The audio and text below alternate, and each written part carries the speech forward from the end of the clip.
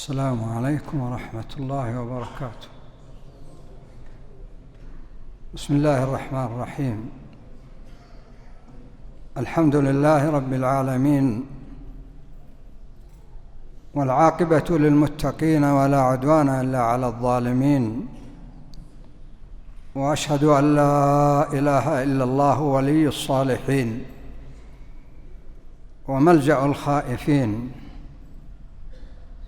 وناصر المستضعفين وخالق الخلق ورازقهم أجمعين.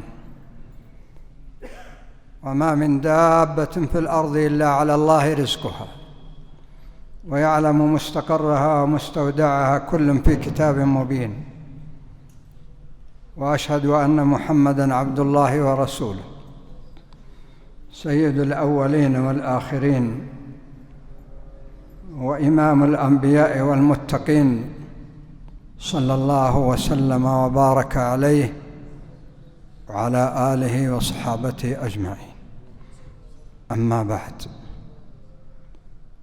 فالحمد لله الذي يسر هذا اللقاء وجمعنا بكم في هذا المسجد المبارك، وأدينا صلاة المغرب في جماعة. هذه فضائل عظيمة. يقول الله جل وعلا: قل بفضل الله وبرحمته فبذلك فليفرحوا هو خير مما يجمعون. فرحة المؤمن بمثل هذه الفضائل، أن يؤدي الصلاة في جماعة، وأن يكون من عمار بيوت الله سبحانه وتعالى. ونسأل الله سبحانه وتعالى أن يجعل الأعمال صالحة خالصة لوجهه الكريم. الله سبحانه وتعالى شرف هذه الأمة، شرف أمة محمد وجعلها خير الأمم، وأرسل إليها أفضل الرسل، وأنزل إليها أفضل الكتب. قال الله جل وعلا: كنتم خير أمة أخرجت للناس تأمرون بالمعروف وتنهون عن المنكر وتؤمنون بالله. هذا كلام الله، كنتم خير أمة. ويقول صلى الله عليه وسلم: أنتم توفون 70 أمة، أنتم خيرها وأكرمها على الله. نسأل الله أن نكون منهم. أنتم توفون 70 أمة، أنتم خيرها وأكرمها على الله. ويقول صلى الله عليه وسلم: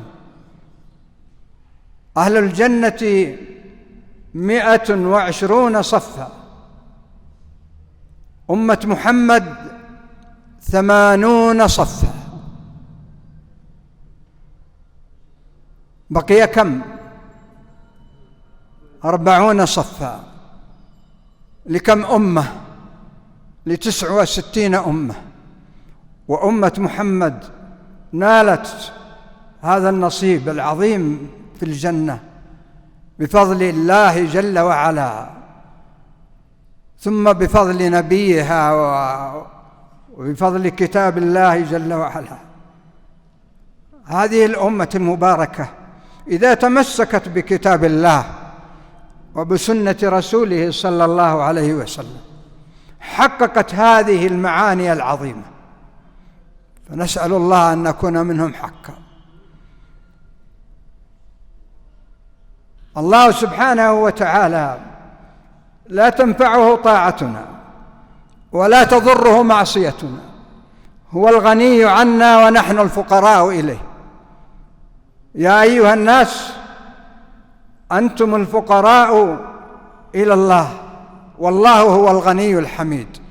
إن يشاء يذهبكم ويأتي بخلق جديد وما ذلك على الله بعزيز.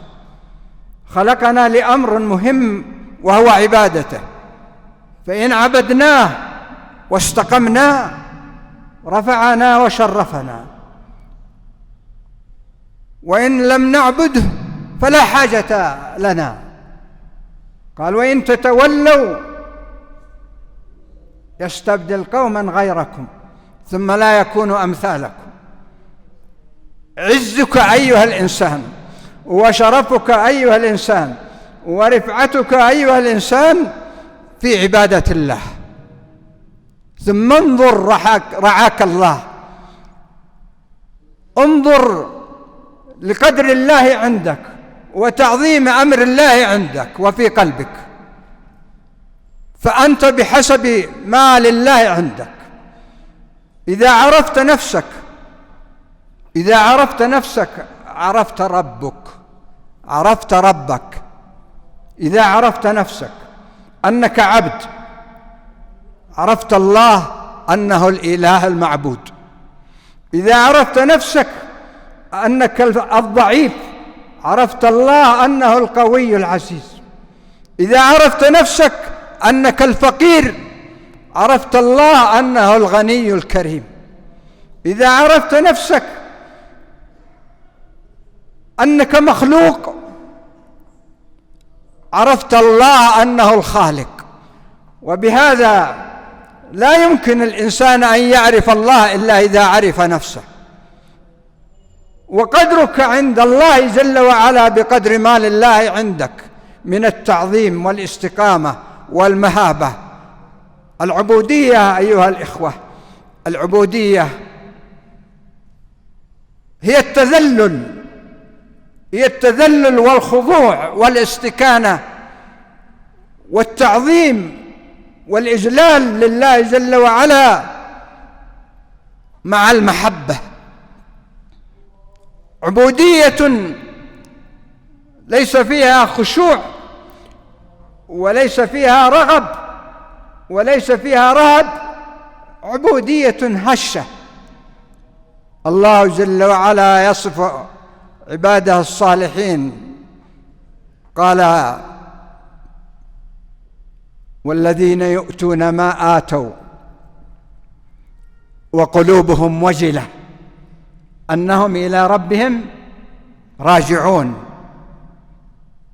تقول أمنا عائشة: يا رسول الله، يؤتون ما آتوا وقلوبهم وجلة، أهو السارق يسرق ويخاف الله؟ أهو الزاني يزني ويخاف الله؟ أهو الشارب يشرب الخمر ويخاف الله؟ قال: لا يا ابنة الصديق، إنما هو هم الذين يصلون ويصومون ويتصدقون ويخافون أن لا يتقبل الله منهم. نعم، يعبدون الله ويرجون الله ويخافون الله. والله جل وعلا قال فيهم: هؤلاء يسارعون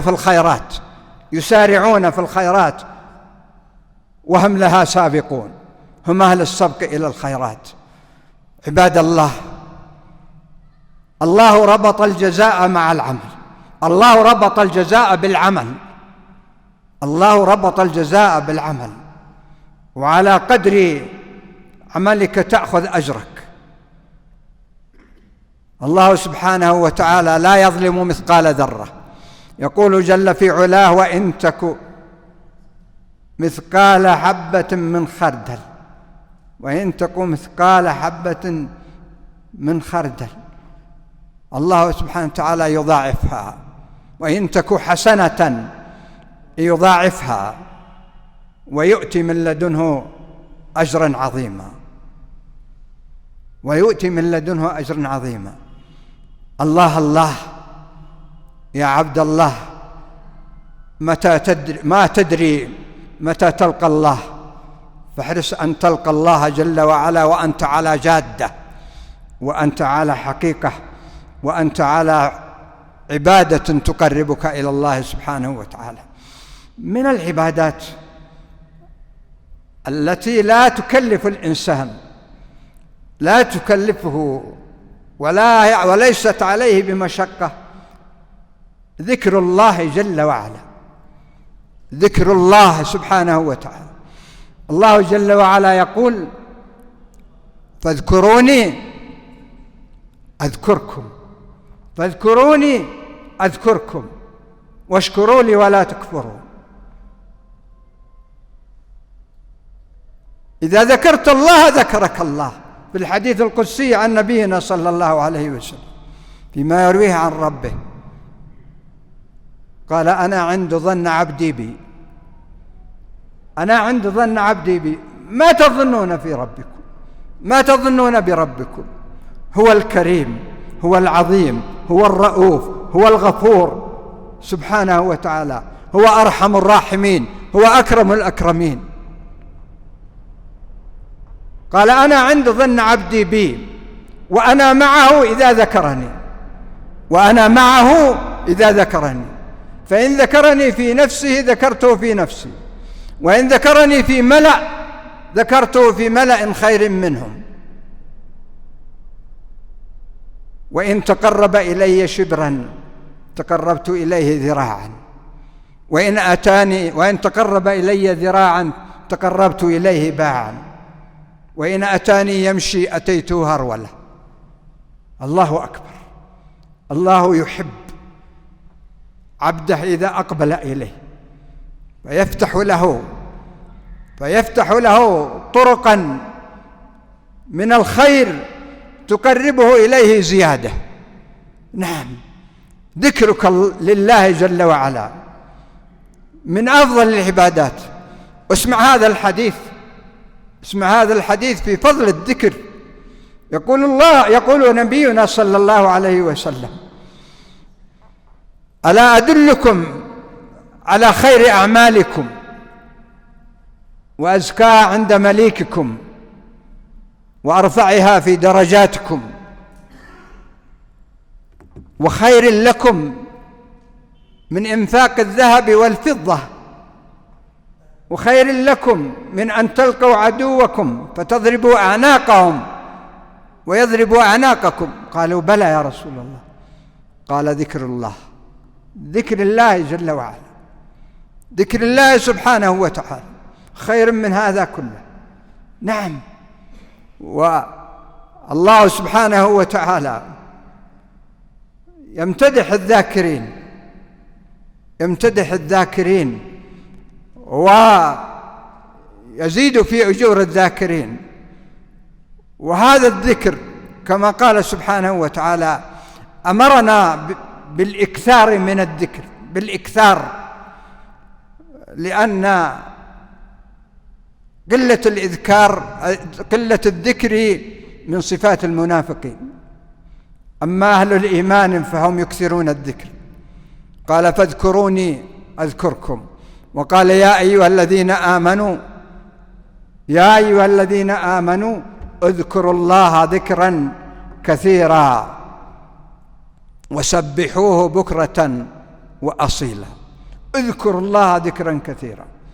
اذكر الله حتى يقال أنك مجنون. اذكر الله، اشغل نفسك. يقول صلى الله عليه وسلم: مر بجبل اسمه جمدان، قال: سيروا هذا جمدان. سبق المفردون. قالوا: ما المفردون يا رسول الله؟ قال: الذاكرون الله كثيرا. نعم.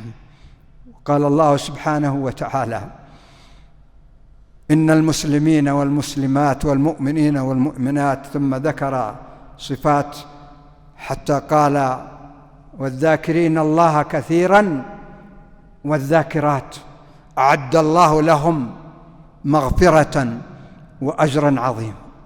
أعد الله لهم مغفرة وأجرا عظيما. ذكر الله ما يحتاج إلى أنك تتوضأ أو تغتسل، حتى ولو كنت على جنابة، أو أنك في مكان، لو كنت على فراشك، في سيارتك، في سوقك، في طريقك، فاذكر الله سبحانه وتعالى. الله سبحانه وتعالى معك إذا ذكرته. أنا مع عبدي إذا ذكرني. هذه معية خاصة، معية تأييد، معية نصر، معية حفظ.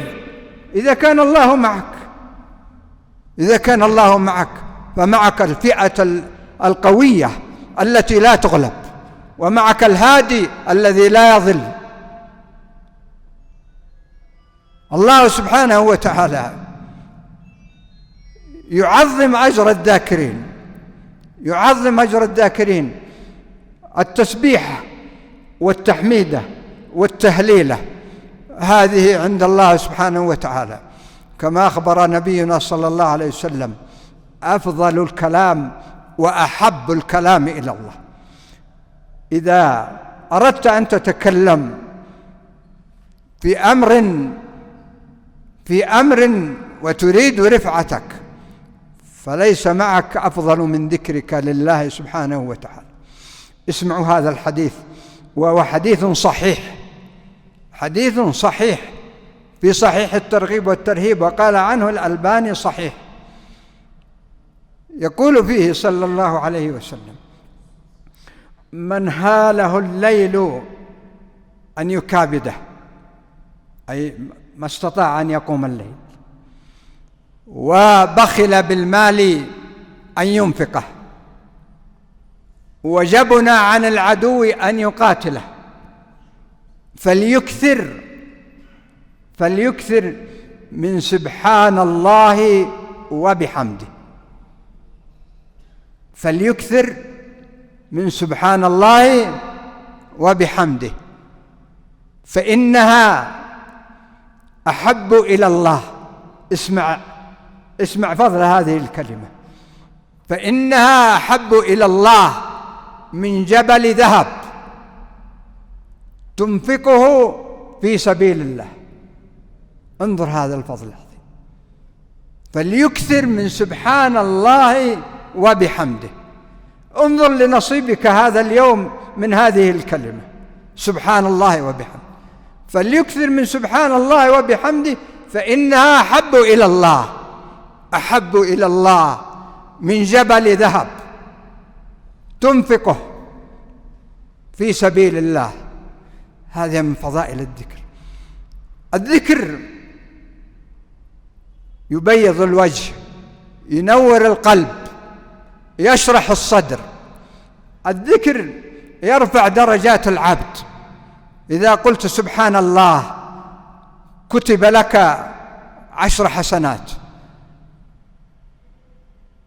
بل ورد في الحديث عن نبينا صلى الله عليه وسلم قال: إن الله اصطفى، أي اختار، إن الله اصطفى من الكلام 4.